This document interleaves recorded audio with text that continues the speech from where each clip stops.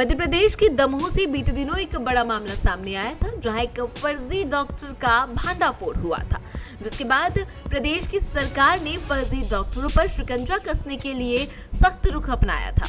इतना ही नहीं, इस फर्जी डॉक्टर का कनेक्शन छत्तीसगढ़ से भी निकला। पूर्व विधानसभा अध्यक्ष पंडित राजेंद्र प्रसाद शुक्ल की मौत का मामला भी इस फर्जी डॉक्टर से ही जुड़ा हुआ बताया गया। वहीं इसके बाद इस फर्जी डॉक्टर और अपोलो प्रबंधन पर एफआईआर भी दर्ज की गई। क्या है पूरा मामला, आपको विस्तार से इस वीडियो में बताते हैं।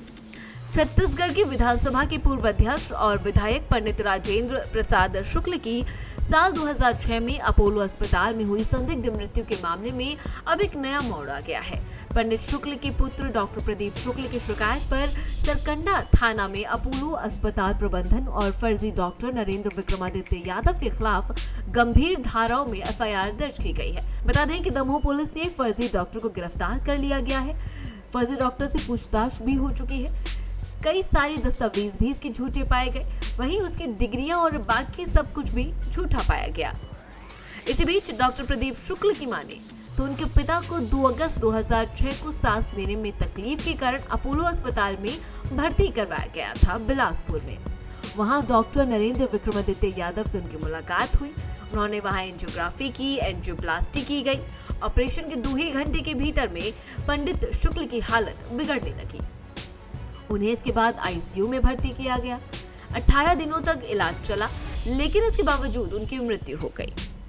अभी खुलासा हुआ है कि उस समय इलाज करने वाला डॉक्टर नरेंद्र विक्रमादित्य यादव फर्जी डिग्री धारी था। वो वर्तमान में नरेंद्र जॉन केम के नाम से दमोह के मिशन हॉस्पिटल में कार्यरत था, जहां कई मरीजों की मौत के बाद उसके खिलाफ कार्रवाई हुई।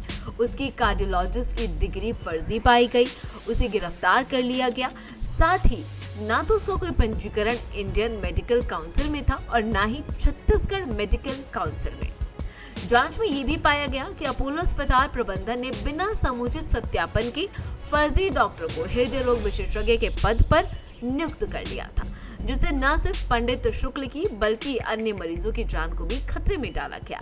ये मामला केवल चिकित्सीय लापरवाही का नहीं, बल्कि साफ रूप से एक आपराधिक कृत्य और मानव वध की श्रेणी में आता है। इस आधार पर डॉक्टर नरेंद्र विक्रमादित्य यादव और अपोलो प्रबंधन के खिलाफ 563, 225, धारा 420, 465, 466, 468, 471, 304 और 34 आईपीसी के तहत केस दर्ज कर जांच शुरू कर दी गई है। ये मामला प्रदेश में स्वास्थ्य व्यवस्था और निजी अस्पतालों की कार्यप्रणाली पर भी गंभीर सवाल खड़े कर रहा है।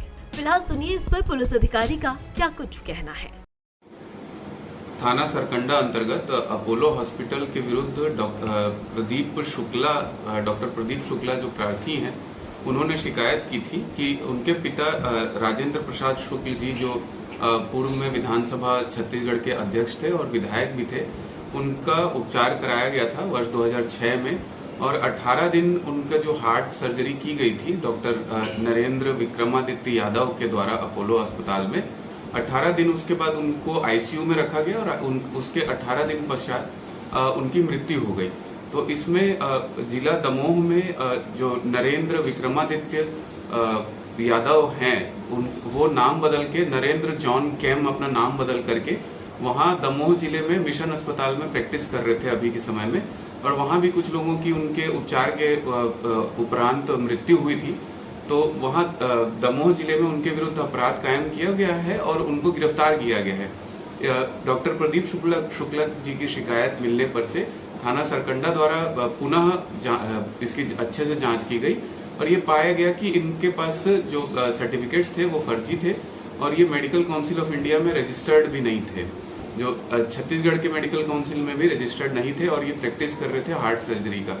तो इसके अंतर्गत इनके विरुद्ध में धारा 420, 465, 468, 471 और 304 का अपराध कायम किया गया और अपोलो प्रबंधन के ऊपर भी ये अपराध कायम किया गया है।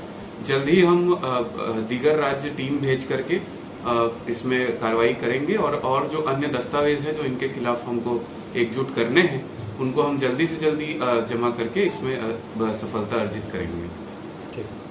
इस खबर में बस इतना ही। ऐसे ही और तमाम खबरों के लिए देखते रहिए भारत एक्सप्रेस छत्तीसगढ़।